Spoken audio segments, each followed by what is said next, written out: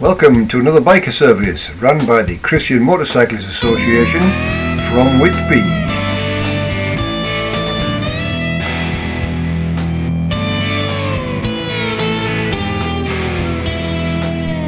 We started our service with the usual teas and coffees before we went on to listen to John, who gave his testimony.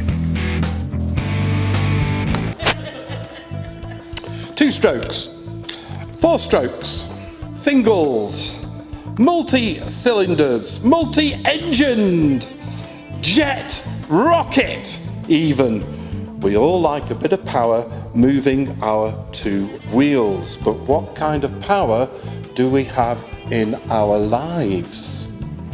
I'm talking about grace and power tonight. I've had a relationship with 2 wheels from as early as I can remember. I came from just outside Stockport from a poor family. My father was a foundry worker and he was paid a pittance for his skills, and my mother was a secretary. We never had a car, no telephone, no foreign holidays, threadbare square of carpet, lino on the outside of it, and we were brought up to be good and polite. And we were always well fed and clothed. To get to work, my dad had 2 wheels. He started with a mobilette, one of them. He hated it though, because every time it rained, and it rained an awful lot in the Manchester area, it conked out. And I remember him dragging it into the back room on more than one occasion, newspaper on the floor, putting it in front of the blazing coal fire, the room smelling very strongly of petrol, trying to dry the thing out and taking it apart there. He switched then to a Honda and had trouble-free biking. My posher schoolmates at school, primary school, whose parents had cars, thought that Dad was cool. And if we needed taking anywhere, we would go pillion on the back of the bike, and that was cool as well. But then he switched to scooters. Oh no. Nonetheless, I learned to ride 2 wheels, a bike, before my time, before I could legally ride on the road in the small patch of garden we had. Dad, can I please have a go? Please? So I left school, which had been a disaster for me. Oh, such a similar story. And I grew up. When I was earning my own money as a postman, I asked Dad if I could buy a bike. And he said, I can still remember it to this day. You can have a bike of 50cc or under, or a scooter of any size. He thought scooters were safer than motorcycles. He had not seen me thrash a 200cc Lambretta wearing his old leather jacket though, scraping the footboards on the ground.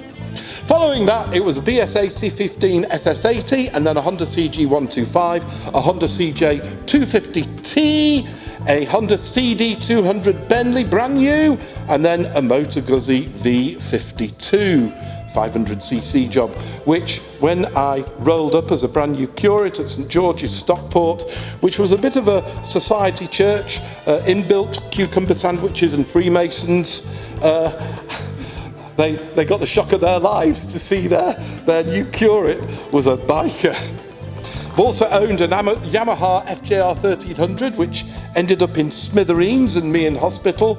Story there. And currently I own my winter hack, which is a Honda NT650V de Ville. And there's a story about that bike as well, because God gave it to me. And I now own a Triumph, a T120 Black 2017, and I ride all year round. Weather, distance, no object. Let's have the T120 Black, couple of slides there, thanks. There we go. Back as a kid, Dad ruled the roost at home and was an atheist and a communist. And we were brought up not to believe in God or to go to church or anything like that. He also secretly dabbled in the occult. Despite their best efforts to bring me up as to be a good kid, a combination of issues meant I fell in with a wrong crowd and wrecked my teenage years very successfully. committed petty crime, acts of vandalism, antisocial behaviour, and of course did not apply myself at school. Got brought home by the police and avoided prosecution by the skin of my teeth, and my old man didn't speak to me for 6 months, literally 6 months. All further complicated by me also messing around with the occult, and there was some scary stuff there. The only thing that was positive in my life was my membership of the Air Training Corps. I enjoyed it, applied myself, achieved much. It was my salvation in more ways than one, because not only did it keep me off the streets 2 nights a week, it was also through the cadets that I came to faith in Jesus Christ. At school, I was very anti-God. We were made to buy a Bible with our own money. Our family was poor, and I resented this, so I scrawled all over it in black felt tip the atheist slogans of the time, God is dead, and stuff like that. I was the kid who argued against the Christians, removed their stickers, ripped up their tracts. When Graham Owens, a buddy of mine and the cadets, came to faith in Jesus through an Arthur Blessed crusade, he took it upon himself to speak to me about Jesus. Well, I was having absolutely none of this. You know, it was uncool, and you know what, your mates wouldn't like it, and I used to bring up all the arguments with him. Oh, what about all this suffering? If you say there's a God of love, you say God made everything, but who made God then? He persisted for a while, and then he gave me a Mark's Gospel and a booklet called Journey into Life. I promised him that I would read them, but you know what? I had absolutely no intention of doing that, and I just wanted to off my case, and I stuffed them in a drawer, and he asked me one day, have you read those? And I said, oh yes, I'd just lied.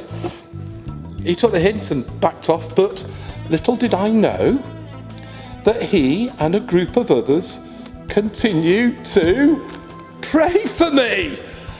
I mean, if the Lord is telling you something tonight, listen to this, because we have not collaborated. So one night I came in, and I wasn't drunk or high on glue. I went to my bedroom that I shared with my 2 brothers and was putting on the old drawstring pyjamas, you know. And there's no other way to describe it. I felt God's presence in my room. It was tangible, it was spiritual, and it was powerful, but not nasty like some of the occult stuff I'd experienced. And instantly I recognised that God had brought me proof of his existence. And suddenly I knew that this God that Graham had been telling me about was real, very real. And there he was in my room, yeah? And I knew he was real, and I also knew I did not belong to him. However, here was a window of opportunity that the Lord was opening. My goodness me. And he was giving me the chance to change and to come to faith. So what do I do? What do I do? I padded downstairs in my pyjamas, didn't want anyone to hear, rummaged through the drawer where I'd stuffed the literature that Graham had given me a few weeks earlier, and I took it upstairs and I read it, and I prayed the prayer in the back of Journey into Life. I asked Jesus to accept me as his own. I confessed my sinfulness, and I put my faith in the forgiveness that he'd purchased for me by his death on the cross. And I promised to follow him and to be his faithful disciple for the rest of my life. I was 16 when I did that, and I will be 68 next year. This was a work of God's grace. I told you I was talking about grace and power. Grace because I was not good. I was getting plenty wrong, and I did not deserve it. Grace, other people will say, means undeserved favour. And I was getting that night. Undeserved favour. The gospel, though, told me that God loves me despite my sin, and because he is a loving and generous God who works through the principle of grace, which means undeserved favour, then he wipes the slate clean and makes us new and gives human beings the opportunity to side with him. And from that point onwards, I kid you not, my life changed. Not fast enough to recover my studies at school, but it certainly got me out of trouble and off the streets and away from petty crime. I spent my first few months as a believer, as a lone wolf, as some say, just reading the Bible intensively. I couldn't get enough of it, and praying, but I wasn't joining other believers in worship or fellowship. I didn't know really that I should do that at all. My faith got me beaten up a few times for not running with the gang, but like Paul 2,000 years ago, who got beaten up for his faith on numerous occasions, I knew it was worth it. And there was something more powerful in my life than me. Little did I know that my suffering for my faith contributed to a number of the tough nuts at school coming through to faith themselves later on. At school, I then astounded the Christians by backing them in the arguments that happened in the classrooms. I got invited to a youth group, and then to church. I went to Cheadle Parish Church.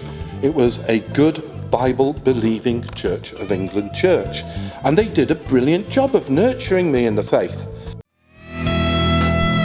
You leave John there as he explains how his life did change when Jesus came into his life and he came to be a reverend in the Church of England church.